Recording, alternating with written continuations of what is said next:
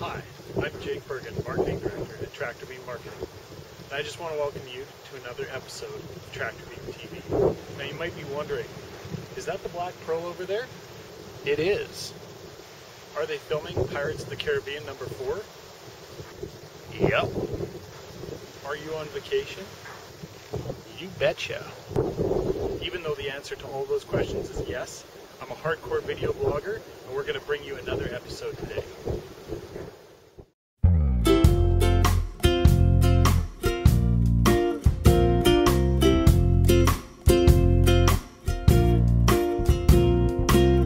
I see you in the mountains covered with snow, in the streams and the rivers that flow, in the sunny days as the clouds go by. And I hear you in the newborn baby's cry, in the song of birds in flight, the brightness of the day, starry skies at night. It's a beautiful thing. Okay, I'm Jake Bergen from Tractor Beam Marketing, and I'm here with Rob Bertholf. Is that how I say it? Bertholf? Bertholf? Okay, sorry, Rob. Rob has the distinction of being a very early Twitter adopter. Hawaii's first tweet is one of his claims to fame, and it's a pretty sad claim to fame, but honestly, yeah. So probably we talked earlier, guesstimated about, within the first 1,000 Twitter users. You'd have to take a look at which one it is, but definitely first for Hawaiians. Yeah, so, definitely early adopter, so it's a privilege to talk to somebody who's that on the ball with social media. So we really like to try and give the information that helps other businesses, and also, give you a little exposure, as a little bit we can as well. So you're a search engine, social media expert, search engine optimization, or SEO. If we say SEO and you're not familiar with it, you understand that SEO stands for search engine optimization. If you're not a tech head and you're watching this. He's also the U.S. Air Force veteran and has worked on some pretty high-profile projects. You mentioned earlier from the Pentagon as well.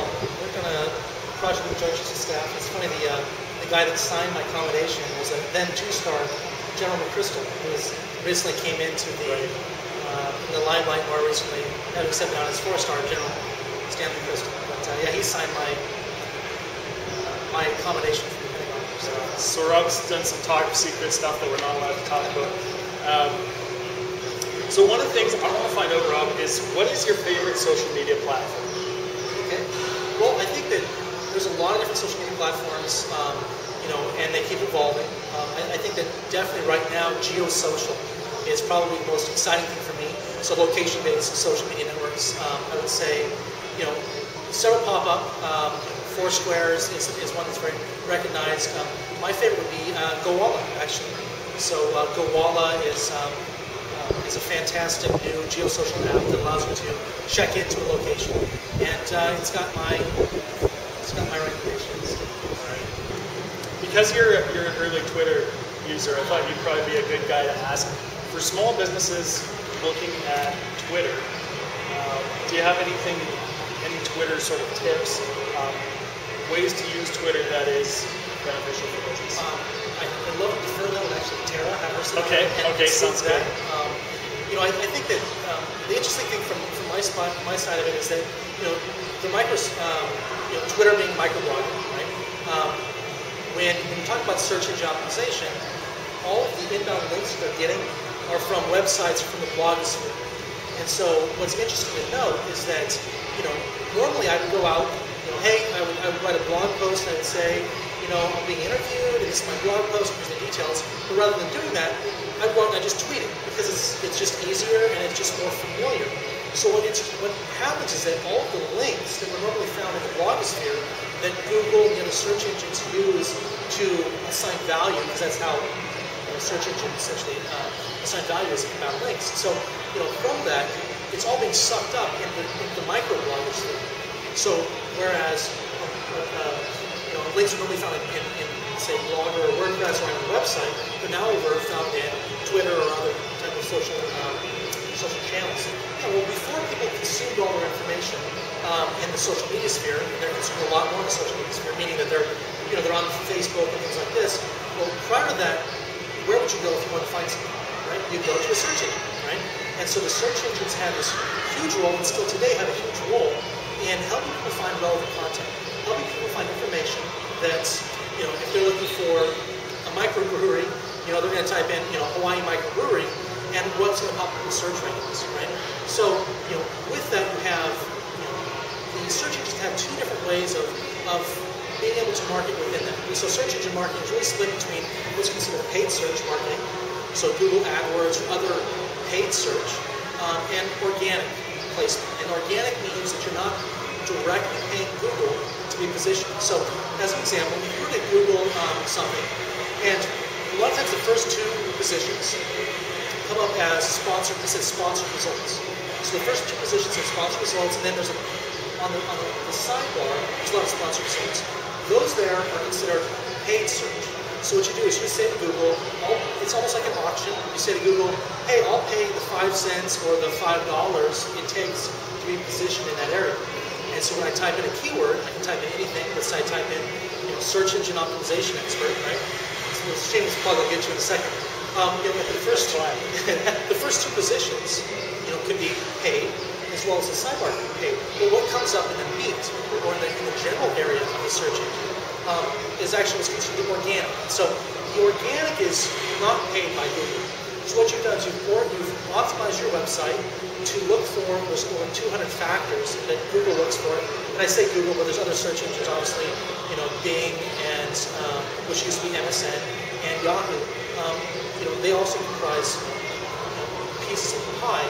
But it's interesting, there's about 200 things that Google looks for when establishing if a website should come up high in the search engine. And so, if you're able to adhere to these 200 things and optimize your site, or / manipulate Google into putting your site at the top of the list, you're going to come up organically. You don't need to pay to be there. So, when talking about search engine marketing, it's really split between paid search and just doing what you need to do organically through search engine optimization to come up high in the list. The way we consume information evolves. So, before we just had a directory, then it became a search engine, and now it's becoming a social search engine, so to speak. I mean, Facebook has surpassed Google in weekly page views. It is a very large platform, and it actually has a search in it. So if in Facebook's search bar, if you type something in, and it doesn't bring up a page, it doesn't bring up a person or a group, it can actually give you, using MSN's or Microsoft Bing search engine to provide a search result. So I would definitely look at Facebook as a definite contender for search marketing. There's an interesting thing that you have with Google's AdWords. You can do some pretty good refinement where you'd like to be this targeting at time of day, different things like this, but it doesn't have the social demographics that Facebook has. Whereas Facebook, I can say, look, I want to target people in Hawaii that's like beer or whatever. This is a trend. But you can literally do that by based on groups and other things. So I can target age, I can target location, and other social and geographical things. So it's much more qualified, I would say, the Facebook placement. It will evolve. Pretty much just go to my website, rob.bertholf.com. That's BERTHOLF, or Google Search Engine Optimization Expert. And I'm out of about millions. I'm on the top of the list, number 4, number 5. I'm as high as number 2 sometimes. It all switches around. So definitely Google in my course schedules. Yeah. So that was my next. Rob.bertholf.com. Again, I'll post it, and also at Rob, which he's an early Twitter adopter. At Rob on Twitter to have your first name. I don't know if anybody's tried to get their first name on Twitter. It's virtually impossible now. So, but also at Rob on Twitter. Check him out. Thanks a lot, Rob. Appreciate it. Appreciate it so much. Aloha.